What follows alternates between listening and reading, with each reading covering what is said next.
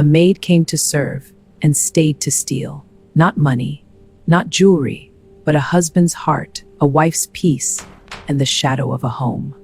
In a quiet town on the dusty plains of Kano, where the call to prayer echoed across mud houses at dawn and dusk, there lived a respected trader named Alhaji Musa and his wife, Hajia Zainab.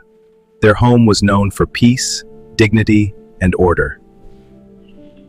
But peace, as the elders say, is like a clay pot. Once cracked, it can never be the same again. One Harmattan morning, when the air was dry and the sky wore its pale white haze, a young girl named Aisha came to their compound. She was quiet, too quiet. Not the quiet of shyness, not the quiet of humility. It was the quiet of a woman who had already decided something and was simply waiting for the right moment. Hajia Zainab welcomed her with the warmth she gave all things that entered her home. In this house we live with fear of Allah. Do your work with honesty and you will be treated like a daughter. Yes, Hajia.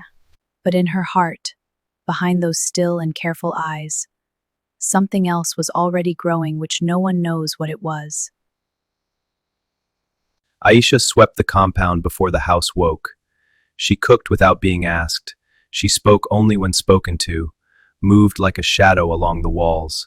Alhaji Musa is Zainab's husband. Aisha began to linger whenever Alhaji Musa speaks, as though his words were water and she had been thirsty for a long time.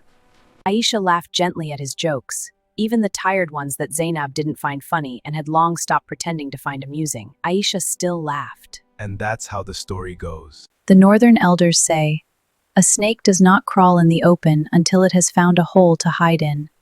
If not, the snake might be killed instantly. When Alhaji Musa meals arrived late, he became very angry about it. Small misunderstandings grew like weeds between husband and wife. Silence replaced laughter in their lovely home. The women in the compound whispered among themselves, saying things don't seem to be right again with Alhaji Musa. We need to ask question.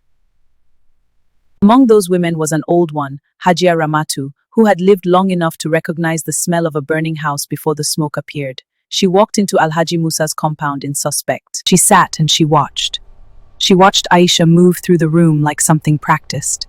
She watched the small, careful look at every detail before making her conclusion.